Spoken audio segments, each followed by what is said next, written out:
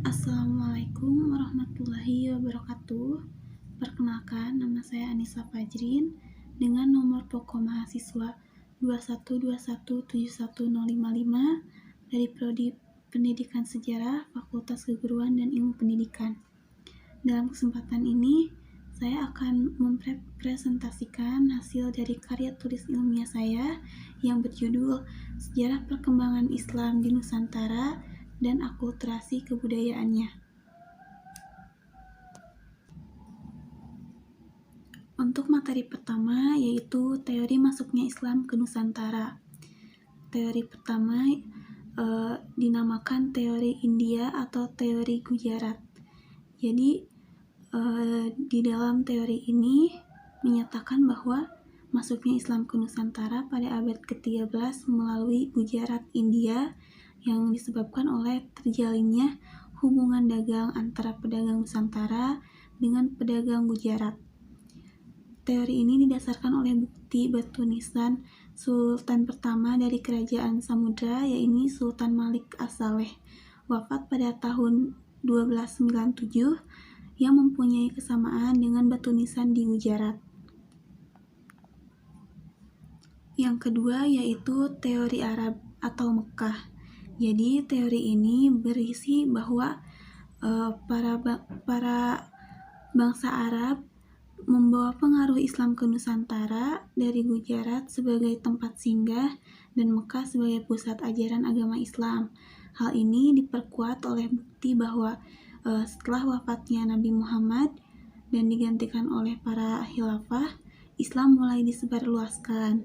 Selain itu, mazhab yang digunakan di Indonesia itu sama dengan Arab, yaitu mazhab Syafi'i. Yang ketiga yaitu teori Persia. Jadi teori ini lahir karena memiliki persamaan antara tradisi dan budaya Islam Nusantara dengan di Persia. Sebagai contohnya yaitu penggunaan gelar syekh pada raja-raja Islam di Nusantara. Yang selanjutnya yaitu masuknya Islam di Pulau Jawa. Jadi Islam masuk melalui pesisir utara Pulau Jawa yang ditandai dengan ditemukannya makam Fatimah binti Maimun yang wafat pada tahun 475 Hijriah atau 1082 Masehi di Desa Leran, Kecamatan Manyar, Gresik. Nah, tokoh-tokoh pendakwah penyebar agama Islam di Pulau Jawa yaitu disebut Wali Songo atau 9 wali.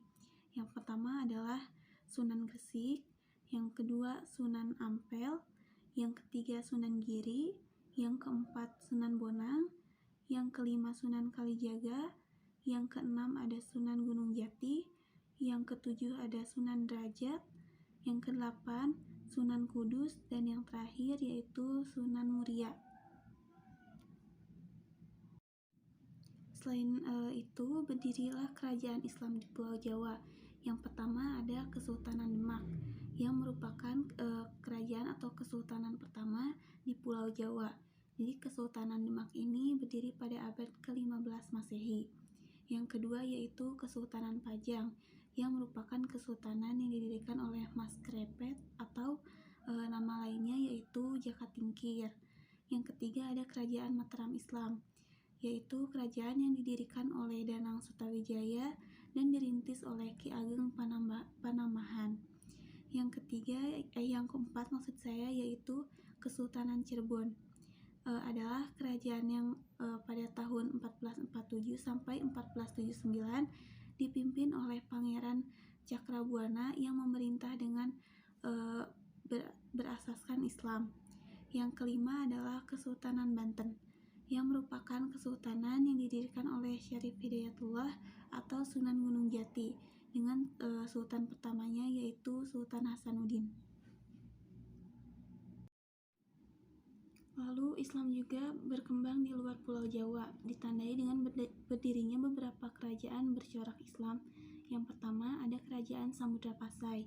Jadi Islam masuk pertama kali ke wilayah Sumatera pada abad ke-7 di wilayah Sumatera bagian utara, yang kemudian sekitar pertengahan abad ke-13 muncullah Kerajaan Samudra Pasai dengan raja pertamanya yaitu Malik As-Saleh. Yang kedua adalah Kerajaan Aceh Darussalam. Jadi Kerajaan Aceh Darussalam ini berdiri pada abad ke-15 di atas Kerajaan Lamuri yang dipimpin oleh Muzaffar Shah pada tahun 1465 sampai dengan 1497. Selanjutnya yaitu Kesultanan Pagaruyung merupakan kerajaan di Minangkabau yang ada pada abad ke-17. Yang terakhir adalah kerajaan di Pulau Sulawesi, yaitu ada Kerajaan Goa. Jadi islamisasi di Kerajaan Goa bermula ketika Raja Luwu merekomendasikan 3 datu untuk menemui Raja Goa. Lalu 8 bulan kemudian Karaeng Matoraya pun masuk Islam dan mendorong kemenakan sekaligus muridnya untuk memeluk Islam pula, dan kemudian berganti nama menjadi Sultan Alauddin atau dikenal dengan Raja Goa. Dari proses islamisasi yang begitu panjang di Nusantara, berikut adalah akulturasi dan hasil kebudayaan Nusantara di era kerajaan Islam, yaitu dari segi bangunan bisa dilihat dari bentuk atap masjid seperti di Masjid Agung Demak. Lalu ada seni sastra yang berupa prosa, yaitu Hikayat Raja, ada di Raja Pasai, dan Hikayat Hang Tuah.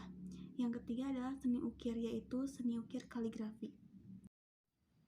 Baik, saya pikir cukup sekian presentasi dari saya. Mohon maaf atas segala kekurangannya dan juga ketidakluasan saya dalam menguasai materi. Terima kasih atas perhatiannya. Wassalamualaikum warahmatullahi wabarakatuh.